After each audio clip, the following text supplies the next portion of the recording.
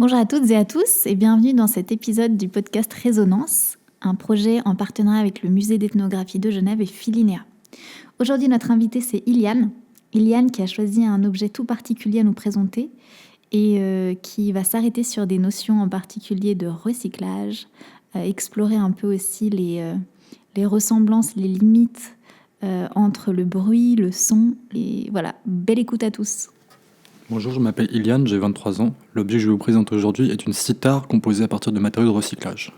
Le corps / la caisse de résonance est fait à partir d'un bidon de diluant de peinture. Les cordes, elles sont faites à partir de câbles de frein de vélo. Il n'y a pas spécialement de rite spécifique associé à la sitar parce que c'est un instrument qui est très vieux et qu'on retrouve dans plein de cultures. Je dirais même que c'est plutôt l'inverse, il est tellement utilisé dans des contextes différents à travers le monde que je ne pourrais pas définir une utilité distincte et spécifique pour lui.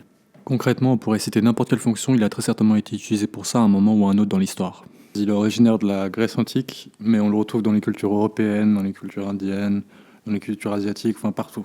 Et aussi bien évidemment dans la culture africaine, qui est le sujet du jour.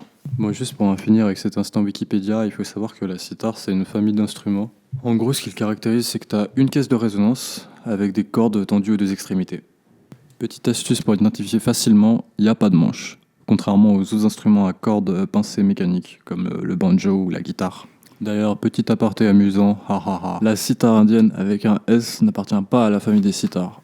Pour ceux qui connaissent pas, c'est cet instrument qui fait doing doing doing doing doing. Bam, retour sur le script. Du coup, pourquoi j'ai choisi cet objet ? Pas une question. Alors moi, j'ai toujours bien aimé le bricolage, enfin plus spécifiquement le détournement, c'est-à-dire utiliser un objet pour une fonction autre que pour laquelle il a été conçu. Notamment avec des instruments improvisés. C'est toujours intéressant de frapper deux objets ensemble et voir quel type de résonance ou de rythme on peut faire avec. Ça me fait penser à Stomp, qui est un groupe qui justement utilise que des objets du quotidien. Après, ça reste un gimmick très théâtral, c'est plus une performance. C'est un peu comme le Blue Man Group, ça marche uniquement en live et tu vas pas mettre ça dans tes playlists. Alors j'ai fait de la musique plus traditionnelle en groupe quand j'étais plus jeune, mais je me suis assez vite dirigé vers la musique électronique, parce que c'est quelque chose qui m'a toujours attiré. Après, je dirais que progressivement, je suis un peu tombé dans une espèce de spirale, parce que mes goûts ils se sont restreints de plus en plus à force d'écouter. Après, c'est vrai qu'au début, il y avait un petit peu une démarche ironique de hipster, un peu pour se démarquer, d'écouter de la musique que personne n'écoute. Mais je dirais qu'à force de le faire, en fait, j'ai quand même réellement pris goût. Je dirais que c'est vraiment devenu sincère. C'était une recherche perpétuelle de sons absurdes, de rythmes inédits. L'être humain, il reste quand même très limité. On a 2 bras, 2 jambes et c'est tout. Avec un ordinateur, ça ouvre tellement de possibilités. Si tu voudrais faire de la breakcore sur de la batterie, il faudrait genre 18 pédales.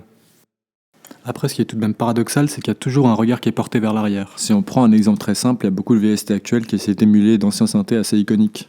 Et par souci d'authenticité, on va comme essayer de simuler leurs défauts et leurs spécificités propres à leur nature analogique. Ça reflète bien l'industrie musicale dans son ensemble, c'est un effet de pendule un peu cyclique. Le passé, il influence et il communique avec le présent. C'est toujours intéressant de voir des artistes actuels revisiter d'anciens codes et de les faire à leur propre sauce. Après, il y a quand même beaucoup de dérives, il y a beaucoup d'artistes qui vont juste sampler un vieux son très connu, changer d'ensemble rythmique, et puis voilà, c'est plié. Je trouve ça très feignant personnellement. Après, ce que je trouve encore plus énervant, c'est les tendances qui sont édulcorées et qui sont noyées dans la masse. Par exemple, la jerk, la jersey, la drill ou la DMV, c'est tous des genres musicaux qui ont des codes très spécifiques, mais progressivement, à force de se populariser, ces codes ils vont être délaissés et il n'y a que l'ensemble rythmique qui va rester. Du coup, c'est quand même un peu étrange parce que c'est juste des prods de trap basiques avec des drum kits de jerk. Chief Keef, il est souvent considéré comme étant un des pionniers de la drill, et moi je suis pas forcément d'accord avec ce rapprochement. Dans le sens où c'est des prods très festives et orchestrales, il y a même un côté un peu ridicule, voire même kitsch. Tout ça mélangé à de la violence et du turn-up. Et du coup, ce contraste-là, on le trouve pas dans la drill actuelle. Enfin, actuelle entre guillemets, c'est-à-dire il y a 3-4 ans. Après, un des grands problèmes de la musique actuelle, ça reste l'émergence des réseaux sociaux.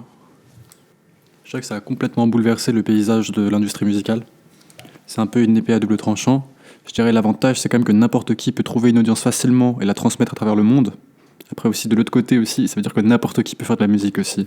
Je parle bien évidemment de profiteurs et d'opportunistes. Le cœur du problème, ça reste quand même le marketing, dans le sens où le système actuel, il favorise la viralité. Et la musique, c'est pas censé être un réel de 10 secondes. Et même des artistes qui n'adhèrent pas à ce système-là sont forcés de jouer le jeu. Après, le problème avec les technologies algorithmiques, c'est qu'on a une période où il n'y a jamais eu autant de musique disponible et pourtant les algorithmes nous enferment et nous forcent à écouter tout le temps des artistes similaires. Après, c'est pas forcément qu'une mauvaise chose parce que ça encourage la créativité et ça pousse les artistes à se spécialiser et à créer du contenu de niche. Bon, pour conclure, on va continuer sur cet élan positif. Moi, je dirais que j'ai une grande gratitude envers Internet et j'ai appris tellement de choses, découvert tellement d'artistes. Donc, je suis vraiment très content d'être né à cette période-là exacte de l'histoire. Bama!